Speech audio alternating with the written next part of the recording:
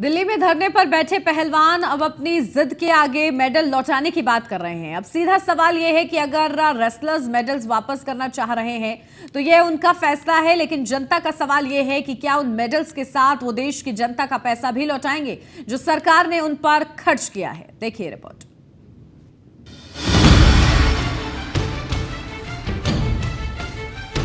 देश विदेश से मेडल लाने वाले पहलवानों के हम सब समर्थक और फैन रहे हैं।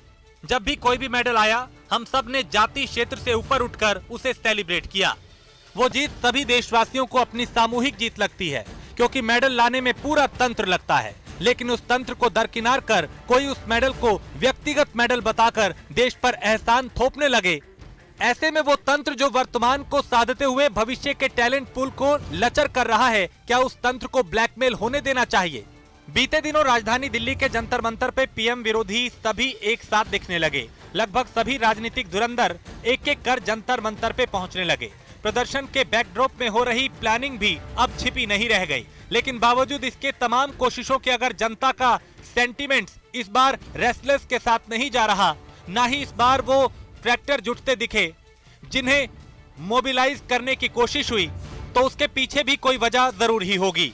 शायद जनता ने भी पहलवानों के पुराने वीडियो क्लिप देख ही लिए होंगे, क्योंकि अब विरोधाभास साफ दिखता है। शुरुआत से ही पहलवानों ने पहले कानूनी प्रक्रिया को बाईपास करके सिंपैथी बटोरनी चाहिए। अब सुप्रीम कोर्ट से मन माफी का आदेश नहीं मिलने पे वापस से गेंद खाप पंचायतों के पाले में डाल दी गई। लेकिन खाप पंचायत भी कैसे साथ हैं? जिन खिलाड़ियों का हक मारकर ये ओलंपिक में सीधी एंट्री चाहते हैं, वो भी तो उन्हीं खाप पंचायतों से आते हैं। बहरहाल अब बात सिंपैथी से आगे बढ़ती हुई सरकार को ब्लैकमेल करने तक पहुंच गई है। देखिए, पहलवानों ने देश को नेशनल और इंटरनेशनल स्पोर्ट्स इवेंट में मेडल दिलाए हैं और इसको स्वीकार करने में किसी को जरा भी गुरेज नहीं है। लेकिन सवाल ये कि क्या ये सरकार और फेडरेशन के समर्थन के बिना संभव था?